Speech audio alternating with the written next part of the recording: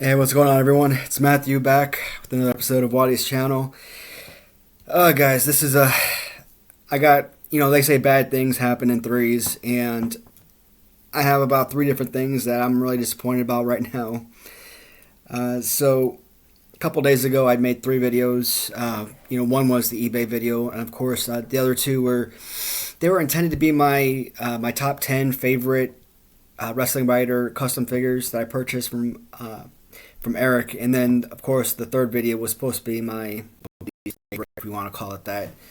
With custom figures, I mean, you buy them because you want them, so I don't necessarily, there's nothing wrong with the figures. There are no bad figures per se, but again, we're doing my top 10 most favorite, top 10 least favorites. So, and I did make that third video, and for whatever reason, during I always have it saved to the computer. Then I cut it and I paste it to my hard drive, and during the pasting, it didn't save properly. So that was just a waste of a video, 25-30 minute video. And I said before, because I've had a habit where quite a few of my videos I've had to do multiple times because it doesn't save properly. And you're never going to say the same thing in the first video or you're never going to say in the second video or third video, what have you, that you would have said in the initial video. So a lot of that commentary is gone. And of course, you spend a lot of time trying to mimic what you said in the first video and the second time, and it just never comes out right. So that was one thing. Obviously, video number 3 never populated, so I was never able to upload it. So today I am going to try to make that video again. Second thing, and this is a kind of a big frustration for me. Right now, I'm like I don't want to say angry, but I'm kind of disappointed in in the new '80s revolution. Jason, I kind of feel usurped by him a little bit. Anybody that doesn't know, Jason Knopp, the new '80s revolution, my absolute favorite channel on YouTube. I watch his stuff religiously, and I always get an extreme kick out of his videos. So for countless weeks now, I've been talking about the new Sid Vicious LJN figure that Brand Treasures does. They take the Galoob figures and they turn them into LJN size, and I've been mentioning that on several videos over the weeks. As soon as they brought out the Ric Flair Galoob to LJN transformation figure, I've been asking Ram Treasures about the Sid Vicious figure, so that was something I've known was coming for quite a while, and I've talked about it a little bit. I kind of feel like a news reporter, I kind of feel like I've been scooped or whatnot. So that's kind of disappointing that I wasn't the first one to kind of bring that up. But again, I absolutely love his stuff. I mean, am I mad at him? Absolutely not. It's great content. From one of my favorite shows on YouTube. So that obviously was a big one. And trying to think, what was the third one? Something else was really harping on me. It's one of those things where, once you start talking about stuff, you just completely lose track and forget. I'm pretty sure it'll come up at some point during the video. So this video, again, I'm going to try my best to recapture what I was talking about in the first time around.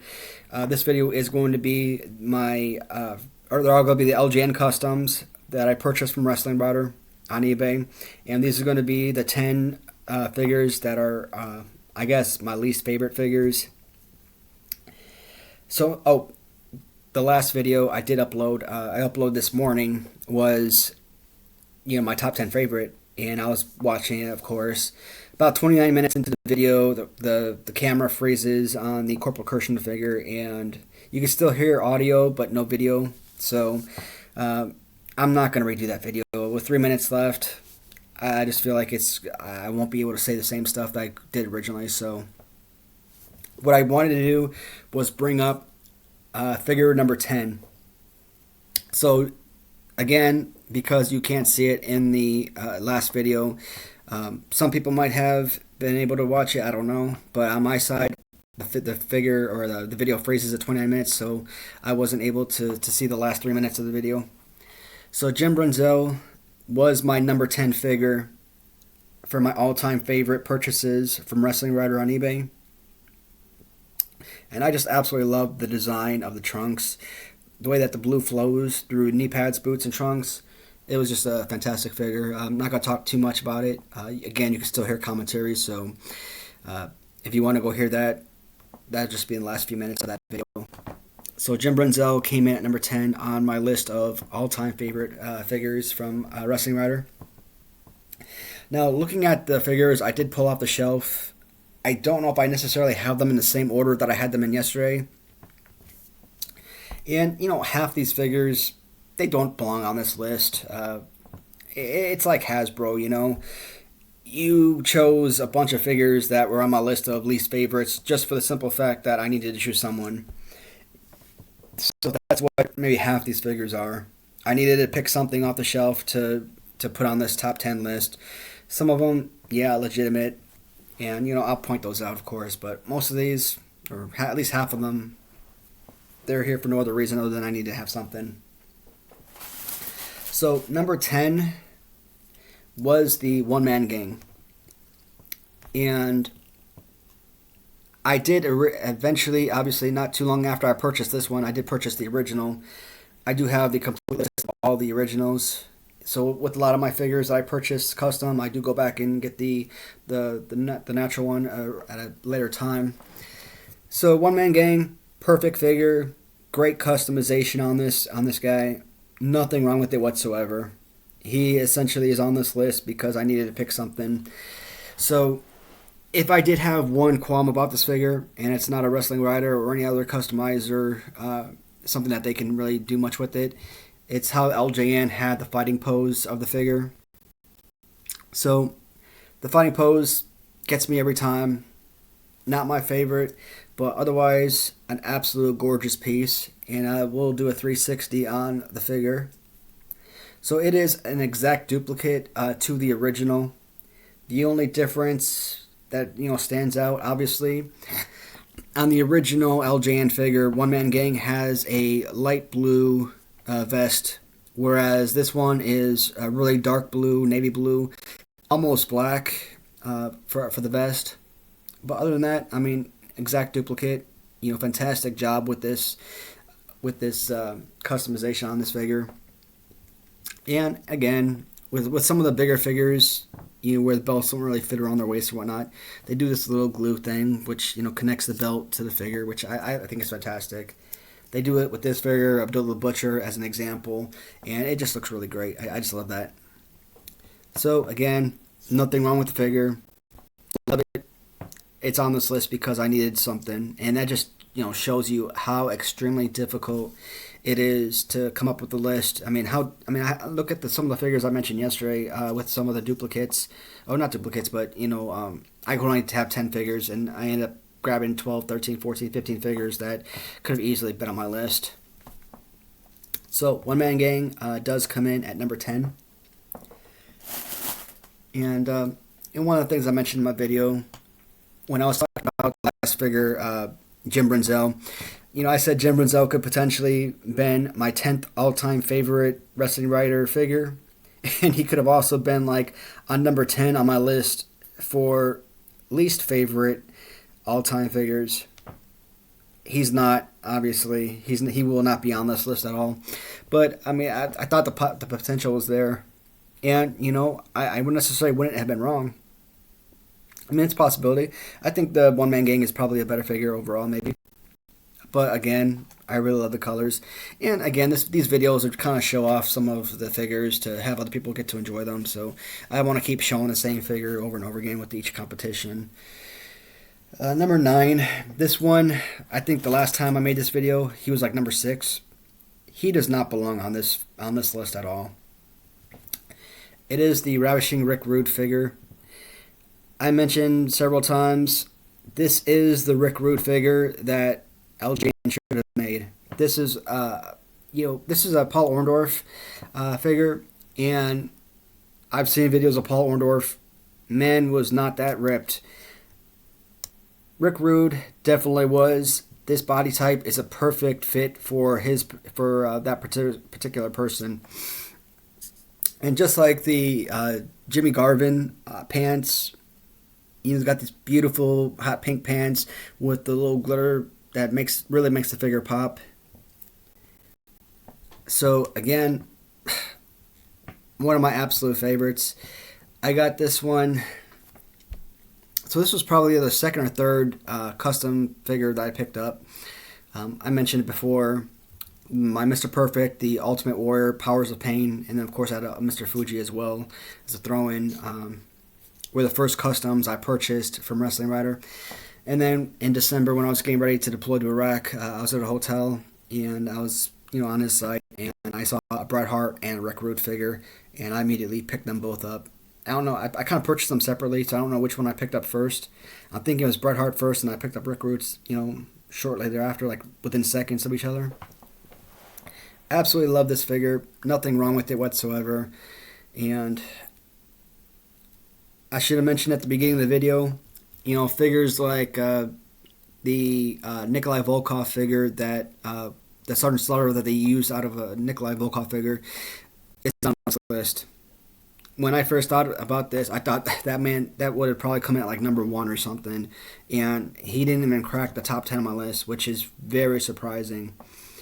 Cactus Jack, another figure which I thought may have been on this top 10 list, even though he did really well in my LJN tournament.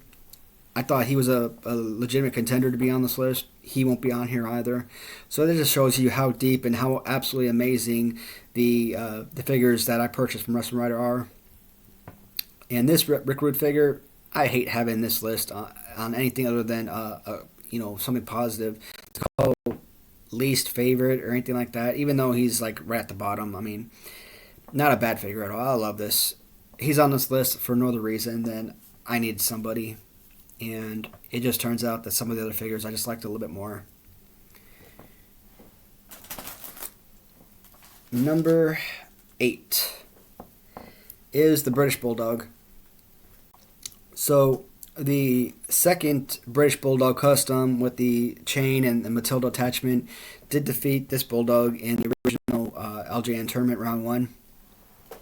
This is an absolutely beautiful figure. When I think British Bulldog, I don't think the red pants LJN British Bulldog with, between Davey Boy Smith and Dynamite Kid. I think of the British Bulldog. This Davey Boy figure, I didn't call him Davey Boy. It was always the British Bulldog. With these colors, absolutely fantastic, figure. And some of the things that I love about this one, not just the real UK, color pants, but the bushiness of his hair. That is absolutely remarkable. This is an absolute gorgeous figure. He's on this list, I guess, for 2 main reasons. I mentioned it before. One reason is because when you look at his head, it looks like, someone pushed his head in, like they squashed it. And I kind of mentioned it to Eric when I was first looking at this figure, when I was contemplating whether or not I wanted it or not. And he was kind of laughed about it a little bit. Beautiful figure. I mean, really, does that really make any difference whatsoever? It's perfect overall. He also has like this Ted Arcidi arms down pose, which is terrible. I finally did get a duplicate Ted Arcidi figure in, and I tried using it because, like I said, I want to be able to talk about the figures and fight or playability, and that Ted Arcidi was just impossible to work with. I used to think that Ted Arcidi, based on appearance, he was a great figure, but after trying to wrestle with that guy, I'm like, God, no. Horrible. But the British Bulldog, even with the pose, still a great piece. So it comes down to squashed head and the Ted Arcidi pose. That is the only legitimate reason that I could find to put the Bulldog on this list. And he comes in at number 8 among my least favorite purchases from Wrestlingwriter. And again, guys, this amazing figure, anywhere on a least favorite list, you just know how good of an eye that Eric had when it comes to purchasing and making his own LJN quality figures. Absolutely remarkable. So number 7 Again, nothing wrong with the figure. This one is actually supposed to be the model Rick Martel, and again, I don't remember him ever in blue. Based on the AWA Championship belt, maybe he was all blue in the 80s as a singles gear. But again, when I think Rick Martel, the model Rick Martel, all in pink, arrogant spray bottle, I don't remember him wearing. I guess this would be like a sweater, you would tie around your neck, little preppy boy, so to speak. But again, beautiful figure, great fighting pose. There's nothing at all wrong with this figure. Sunglasses, which is which is a nice little touch. Again, this is another one of those figures that are on this list for no other reason than I needed somebody. I thought maybe IRS in place of Rick Martel. Because I got Rick Martel, I got IRS, and I got the white suited $1 Million Man. And then the same bundle. And IRS, he's got like that, Greg Valentine type pose a little bit. His face is a little bit more of the cartoon look, not so much like the 3D print type look. But the IRS figure was amazing. It was one of my favorites, and I didn't want to, I didn't put it on my top 10 favorite list, so it's more of an in-between type figure, but I didn't want to put that on here. So I did go with Rick Martel at number 7. Number 6, not this particular figure itself, but the character or in general. Number 6 is... Oh man, just froze for a second there. I had lost track of what it was called. Ricky the Dragon Steamboat. I guess I'm making too many of these videos. I'm forgetting characters' names. Ricky Steamboat. So Ricky Steamboat is actually one of my least favorite figures from LJN, and I'm trying to think if I had him on my top 10. No, what? He wasn't. I think I was considering putting him at like number 10 on my list of least favorite LJN figures, and he scraped by the skin of his teeth. This figure is loved by so many, but I just don't get it. Like, I watched, Ricky Steamboat wrestle in some videos recently because, all these wrestling matches from like the, mid to late 80s, early 90s. I don't remember any of that stuff. Any guys that can remember that, when they were 5 years old, 6, 7 years old, all the power to them, but I don't have that type of memories, and unfortunately. I remember Ricky Steamboat obviously fighting, but I don't remember his matches. I don't remember his fighting skills or techniques or anything like that. So this was actually a really fantastic figure. This one did beat out the other custom and the original Steamboat from my LJN tournament. And, some of the highlights of the figure, of course, was, the belt and the longer headband in the back. I talked about the wrestling belt, which, fits beautifully with this figure, but you can always swap out belts. That's never like a huge thing, but this belt really makes this figure pop altogether. Beautiful figure. They did amazing work on this. The Ricky Steamboat LJN in general is not one of my favorites. The pose, again, is not one of my favorites. You always got to do kind of like this because of the claw that they do. This right here. That's my finishing move. You kind of grab the person by the top of the head, just slam them face first into the mat. I don't know what else you could possibly do with this figure. It's got a terrible fighting pose. It's just overall bad. But like I said, they did a fantastic job with the paint job and, with the design of this. Great figure. But it does find itself on the least favorite list at number 6. At number 5, I don't know how comfortable I feel about putting these next 2 figures on here because they're really spectacular. But I do have Barbarian at number 5 on my list. And again, absolutely nothing wrong with the overall design or sculpt of this figure. Great look. I think what did it for me, in the end, is the Ventura arm pose. I don't know, maybe it's the easiest figure to use to to sculpt new figures, because again, you see this pose constantly with like Hulk Hogan figures all the time. And I probably have a different couple Hulk Hogan figures that have the same pose, and I've seen other replicas as well. Again, it's a terrible fighting pose, and me, the way that I obsess over the fighting poses and playability, that right there is just not one of my favorites. And for no other reason, I think that fighting pose is what puts the Barbarian on my list at number 4. Did I say number 4? Nope, number 5. So Barbarian number 5. And again, so the Barbarian did lose to the Random Treasures Barbarian in round 1 of my LJN tournament. So we didn't have much to talk about regarding this particular figure. Again, both Powers of Pain, the orange Mr. Perfect, and the Ultimate Warrior custom were all in that first bundle of custom figures that I bought from Wrestlingwriter. This was back in either late November or early December of 21. So again, the Terry Funk figure was the very first figure I ever bought from him, and that set up the business relationship, and I was able to get a bunch of customs from him, over the months. So Barbarian number 5. Coming at number 4, much better figure.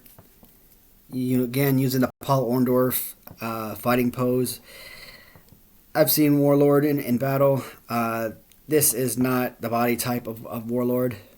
Again, this figure, like Barbarian, lost to his Warlord counterpart.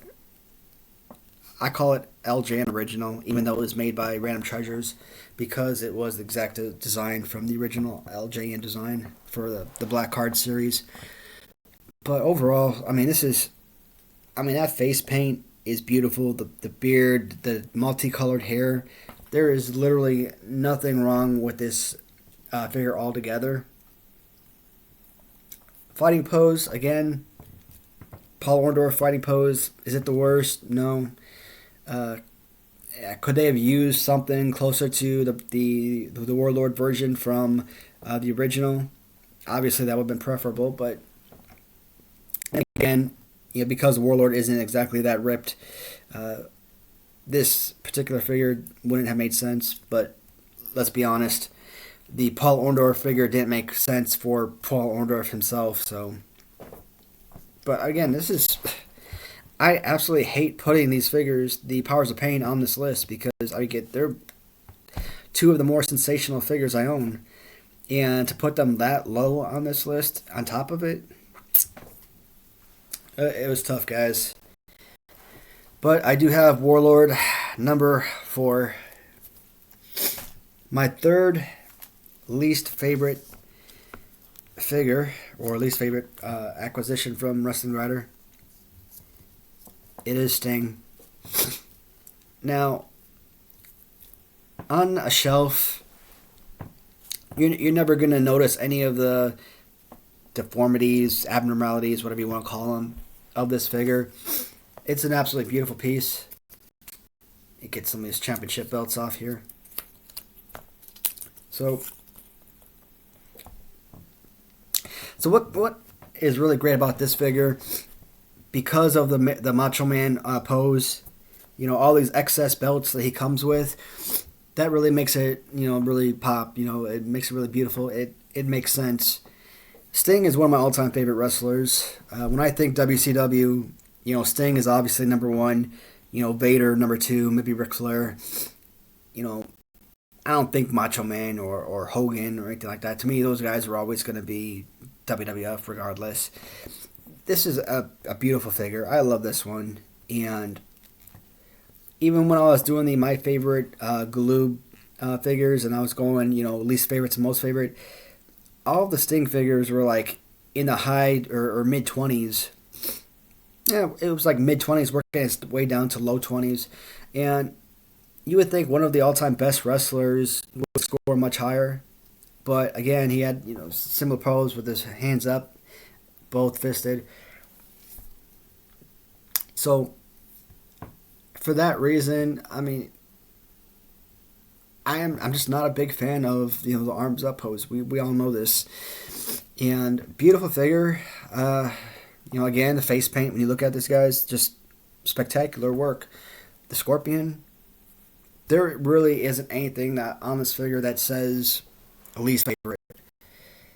What took me so long to kind of buy this one, though, so when you're facing it on his left side of his neck, I guess when they chopped off the Macho Man head and they put the Sting head on, you can see this little bulge right here.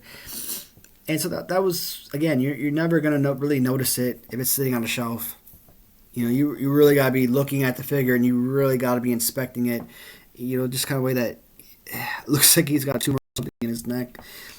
It's terrible, but that's about it. So based on that little blemish and and the fighting pose, I did put Sting at number 3 as my least favorite Wrestling Writer figure. And again, people, don't get me wrong. Just because this video is titled Least Favorite Figures, don't be fooled.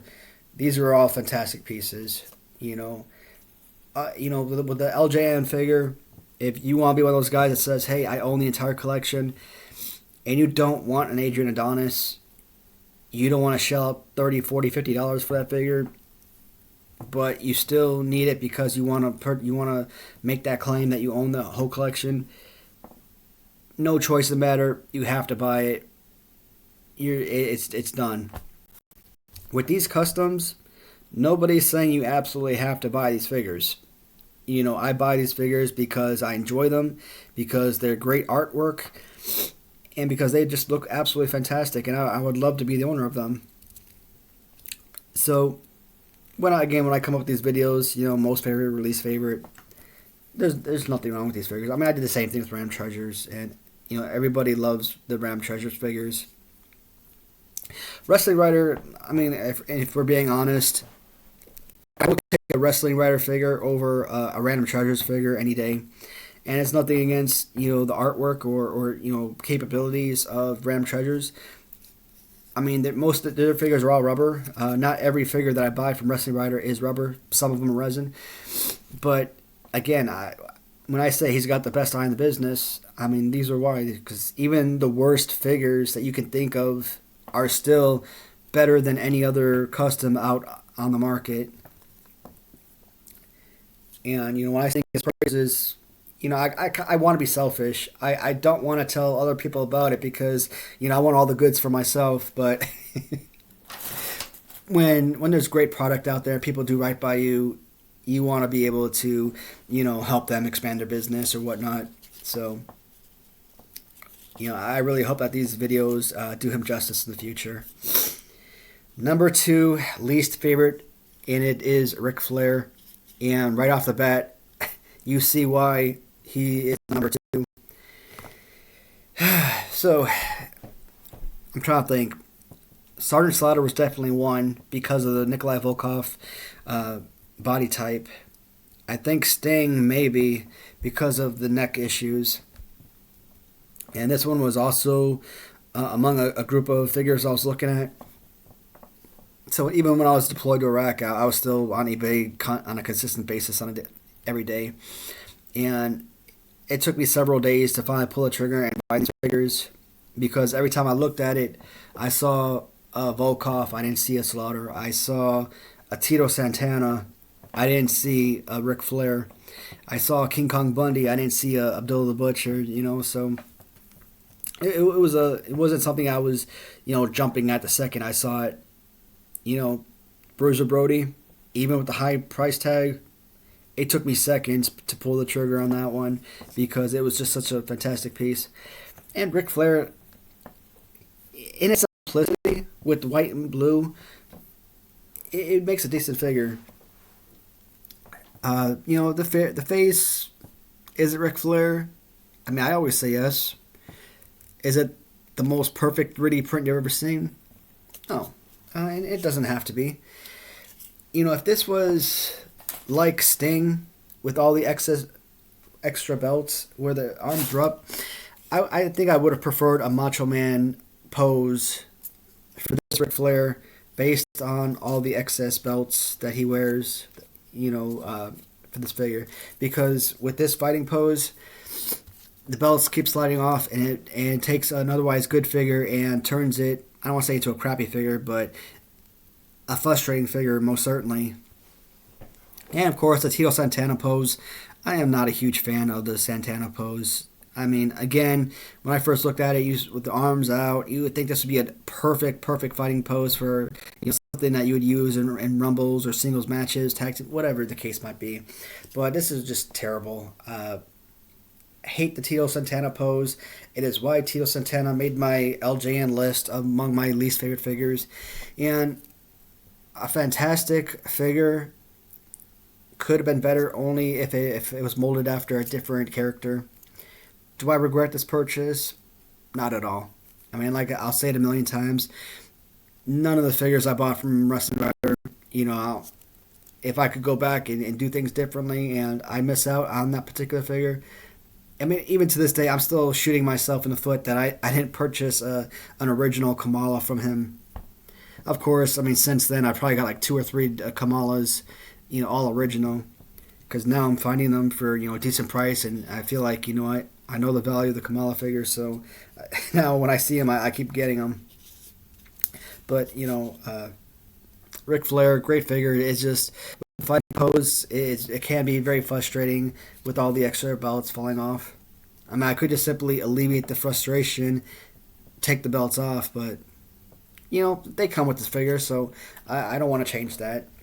Otherwise, looking at it like this, looks really good. Ric Flair, number 2, my least favorite figure. Number 1, we all know what number 1 is because I've talked about it repeatedly. It is and before I say that, it is unfair that he's number 1. Let me say that much, and I'll explain. Number 1 least favorite figure that I purchased from Wrestlingwriter is Barbarian Blair. Now, the figure itself, as I mentioned before, it's incomplete, and that's why I say it's unfair to list this figure on this list. And I knew it was incomplete. Eric, he told me it was incomplete. He showed me photos of the figure, and I didn't care. At the time, I didn't have either Killer Bee, and so I bought Jim Brunzell on singles gear. And so I asked if he also had B. Brian Blair. He did. It was incomplete. And, I needed the figure, so I'm like, let me jump at it and get it. Right after I purchased these, not too long after, I was able to acquire the Killer Bees tag team in their Killer Bees outfits, the original LJN version. But if you actually look at the color, the little dark green color of, the boots and the trunks, this had the potential to be an amazing piece. I'm really curious if Eric had held on to this, what he personally could have done with this figure, because I'm sure he would have done something amazing with this, because I've seen some of his customs, like the Texas Tornado figure. Amazing work. So maybe at some point I might send this back to him and pay him a little extra and see what he could do, if he can, create something special with this. Otherwise, I don't mind having it. I still think it displays well, even with the paint loss or, different paint stains, what have you. Or, I could always just throw it in my bundle with all my duplicate figures and use it in Rumbles or something. But I haven't done that. I haven't used it at all. It's a good figure. I mean, I don't mind the incompleteness overall. But, alas, my least favorite Wrestlingwriter purchase was the B. Brian Blair custom singles gear figure. Well, I figure, if I'm going to do a, most favorite or, least favorite to most favorite, Ram Treasures, why not do a most favorite, least favorite, list for Wrestlingwriter as well? He, like I said, like Random Treasures, he has the the best product on the planet. So, this was a lot of fun, and I'm really looking forward to the next set of purchases. I'm trying to remember. I think the Macho Man was the last one I purchased from him, so that's still being worked on. Hopefully, I'll have that soon, and I'll be able to show that to you guys. But I'm already past 35 minutes, guys, so I don't want to take too much more of your time. And thank you all for watching, and please leave comments if you have any. I'll talk to y'all later. And goodbye for now.